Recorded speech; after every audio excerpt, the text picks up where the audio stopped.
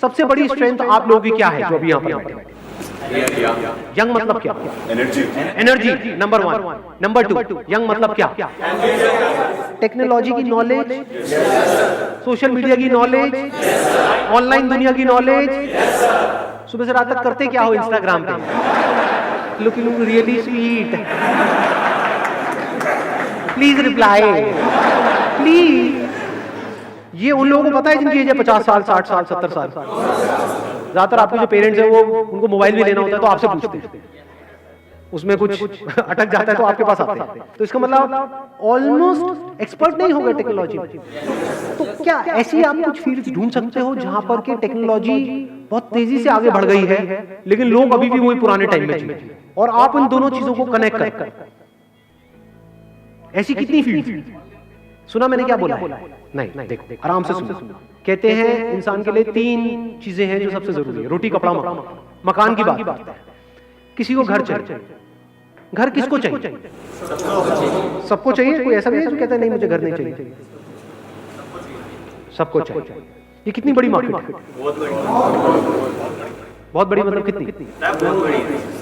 अरबों खरबों की मार्केट। तो अब अगर इस मार्केट में क्या कुछ गैप नजर आ रहा है, कुछ गड़बड़ नजर आ रही है जिसको आप एंटर करके पूरा कर सकते हो और वहां से बहुत पैसा कमा सकते हो लीगली, सही तरीके से, बिना किसी टेंशन के, बिना किसी स्ट्रेस के, बिना किसी इन्वेस्टमेंट के। देख ध्यान से समझो। एक प्रॉब्लम है, लोगों को घर चाहिए। अब किसी को घर चाहिए, वो कैसे घर को ढूंढे? ऑनलाइन। आपने बोल दिया ऑनलाइन क्योंकि आपकी एज है। समझ गए? आया नहीं बिजनेस आइडिया यहां से? यही अगर यहां पर अभी बैठे होते 50-60 साल के लोग, वो क्या कहते? पहले हम किसी प्रॉपर्टी डीलर के पास में जाएंगे, फिर वहां जा करके देखेंगे, फिर उसमें से एक सिलेक्ट करेंगे। आप क्या बोल रहे हो? ऑनलाइन। आधे लोग ऐसे होंगे स्पेशली जो यंग एज में होंगे, वो पहले ऑनलाइन ढूंढेंगे, बाद में ऑफलाइन जाएंगे। जो एक पर्टिकुलर एज के हो सकता है वो ऑनलाइन के चक्करों में पड़े ही ना और सीधा ऑफलाइन चलेंगे। तो ये प्रॉब्लम है ना, यही पे अपॉर्चुनिटी। प्रॉब्लम क्या है? इंडिया में लोग जल्दी अडेप्ट नहीं करते टेक्नोलॉजी के अकॉर्डिंग। यानी आप तो अडेप्ट कर गए क्योंकि आप लोगों की एज है। क्या आपके पेरेंट्स ने अडेप्ट किया? ना, वो अभी भी बोलते हैं अरे सब में क्या पड़ा है। बड़ी धीरे धीरे अडेप्ट कर रहे हैं। तो इंडिया में ऐसे कितने प्रॉपर्टी डीलर्स होंगे जो अभी तक ऑनलाइन वाले फंडे को समझ ही नहीं पा रहे, या वो कह रहे होंगे काम चल तो रहा है, क्या जरूरत? कितने होंगे ऐसे? मैं कहता हूं आधे होंगे, आधे मान लेते हैं। क्या ये बहुत बड़ी अपॉर्चुनिटी नहीं है? आप अगर खुद अपना कोई ऑफिस ना खोलो, अपना प्रॉपर्टी डीलिंग का ऑफिस ना खोलो, ये जो हजारों ऑफिस खुले हुए हैं वहां पर जाओ और उन लोगों से टाइप। अब आपको इसके लिए क्या चाहिए? एक विजिटिंग कार्ड चाहिए सबसे पहले। आप जाओगे उनसे बात करोगे तो कुछ चाहिए तो सही ना। अपनी एक वेबसाइट चाहिए। वेबसाइट बनाना मुश्किल है आसान है आज के टाइम में? बेसिक सी वेबसाइट जो 2-4 घंटे में तैयार हो जाती है। तो उनके लिए आप एक रियल एस्टेट एजेंट बन गए। ये लोग जो एजेंट्स होते हैं ये सब मिल करके काम करते हैं, अकेला कोई काम नहीं करता। इनका पूरा का पूरा नेटवर्क होता है।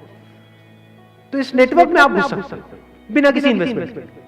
मतलब इनके पास में ऑफलाइन कुछ आए और ऑनलाइन आप उसको प्लेस करते चले जाओ।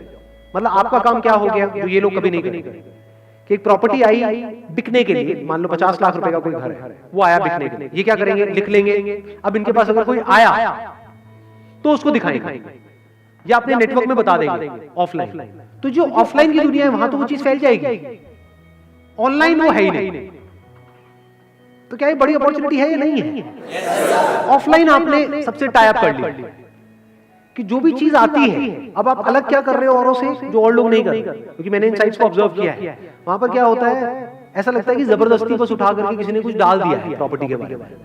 ना तो बहुत सारों में तो फोटोग्राफ्स ही नहीं होती है तो एक आध फोटोग्राफ होती है, वीडियो तो बहुत ही कम में होती है।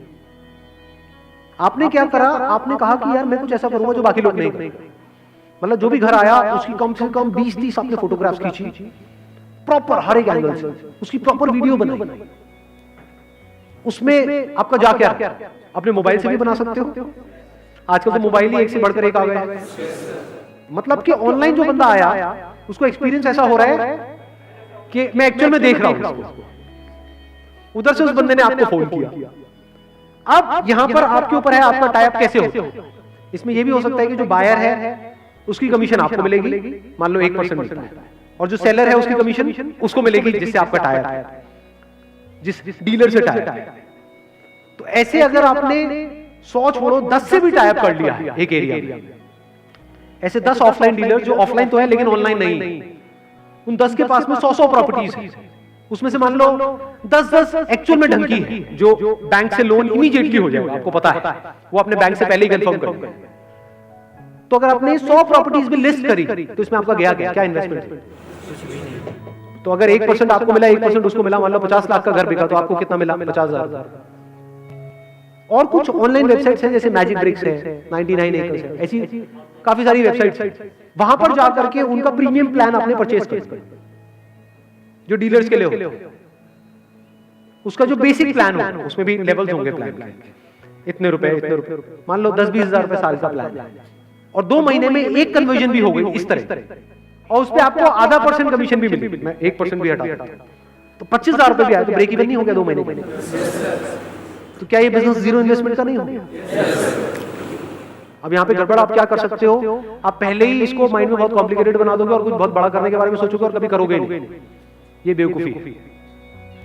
वेबसाइट बनाने में पता लगा 1 साल लग गया, ऐसी ये सबसे बड़ी गलती है जो मैं आपको बता रहा हूं। आप लोग हंस रहे हो लेकिन मैं बताता हूं, जब भी कोई बिजनेस शुरू करता है सबसे बड़ी गलती बंदा क्या करता है, अपनी वेबसाइट को बनाने में टाइम वेस्ट करता है।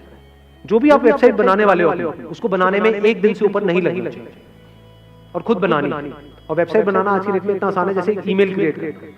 ईमेल क्रिएट करना आता है बस इतना ही आसान, वर्डप्रेस पे जाकर के बना सकते हैं। और मजे की बात क्या है, अभी जो घर परचेज करने की जो एज है वो शिफ्ट हो गई। पहले एक एज के बाद में जाकर के बंदा खरीदता था, आज जल्दी खरीद क्योंकि फाइनेंस हो जाता है। तो वो भी 25-30 के हैं, आप भी 20-25 साल के हो, तो कनेक्ट नहीं कर जाओगे बड़ी जल्दी। तो एक बहुत बड़ी यहाँ पर अपॉर्चुनिटी नजर नहीं आ रही है। अपर लिमिट क्या है यहाँ, कोई नजर आ रही है अपर लिमिट? अगर महीने के मैं कहता हूं जैसे जैसे आप आगे बढ़ते चले जाओगे, पहले छोटी ट्रांजेक्शन करो, जैसे जैसे एक्सपीरियंस बढ़ता चला जाए तो क्या 1 करोड़ का, 2 करोड़ का, 3 करोड़ का घर ये नहीं बेच सकते? तो मान लो अगर आपने 2 करोड़ का घर बेचा और उसमें 1% आपको कमीशन मिली, कितना होगा? 2 लाख। पूरे महीने में एक आध तो कर ही लोगे या नहीं कर पाओगे? तो 2 लाख रुपए महीना कम होता है क्या? इसमें मुश्किल क्या है? सर एक इशू है, वेबसाइट पे ट्रैफिक के लिए ऐड नहीं होता। बहुत सारे आर्टिकल्स हैं नेट पे जो अवेलेबल है कि गूगल एड्स कैसे चलाते हैं। अगर आपने महीने का 1000 रुपए का अपना एडवर्टाइजिंग बजट बना भी लिया, मान लो 2 महीने में कितना लगा? 2000 रुपए लगा, एक भी कन्वर्जन हुई, वहां से 20-30 हजार रुपए भी आ गए तो बुरा थोड़ी है। ये जो खेल है ना, ये सारा जो रियल एस्टेट का है, इसको ध्यान से सुन लेना और समझ लेना। मैं इसको सम अप कर रहा हूं, ये जो बिजनेस आइडिया है ये कब चलेगा और कब नहीं, ये सारा खेल है ट्रस्ट का। आप जाओगे घर लेने, कैसे डिसीजन लो? नंबर 1 तो वो घर पसंद आना चाहिए। कोई कितना भी बोलता रहे, अगर आपको पसंद नहीं आया तो आप नहीं लो। अब वहां पर आपके ऊपर उसको कितना ट्रस्ट है, वो रोल प्ले करेगा, तभी तो आपकी बात सुनेगा। वो ट्रस्ट कैसे एस्टैब्लिश होता है? किसी में भी ट्रस्ट कैसे होता है? अरे सच बोल करके, आपसे कोई झूठ बोलेगा उस पर आपको ट्रस्ट होगा, या सच बोलेगा उस पर ट्रस्ट होगा? तो सच बोल दो, इसमें दिक्कत क्या है? उसको सब कुछ सच सच बता दो। सर देखो ये जो आप देख रहे हो इसका ये प्लस है, ये माइनस है। इसमें मैं आपको नहीं दिखाऊंगा क्योंकि यहाँ पे पेपर्स में कुछ गड़बड़ है, ये आपको और कोई नहीं बताएगा, मैं बताऊंगा। उसको सब कुछ बताओ ना। जो भी काम थोड़ा टेढ़ा मेढ़ा लगे वहां पे हाथ ही मत डालो, ना सामने वाले को फंसाओ। समझ गए ना मेरी बात? जैसे बहुत सारे बिल्डर्स हैं इंडिया में, चोर है, तो ऐसे बिल्डर्स के साथ में जुड़ो ही, जिनका मोटिव यही है कि पैसे इकट्ठे करने हैं, क्योंकि उसमें आप भी मरोगे। आपने तो किसी के पैसे लगवा दिए, वो बिल्डर तो निकल लिया इंडिया के बाहर, पैसे इकट्ठे करके आप वहीं के वहीं, वो आकर के आपको पकड़ लेंगे। समझ गए? ऐसे काम करो ही मत, साफ सुथरा काम करो, शुरू से अपने फंडे क्लियर रखो, ऑनेस्टी को अपना बेस बना लो। और एक बंदे ने इस तरीके से आपके साथ में काम किया और उसको ये समझ आ गया कि ये बंदा प्रॉपर्ली काम करवाता है, तो क्या वो आपको आगे रिकमेंड करेगा या नहीं करेगा? आप होगे तो रिकमेंड करोगे या नहीं करोगे? इसको वर्ड ऑफ माउथ बोलते हैं।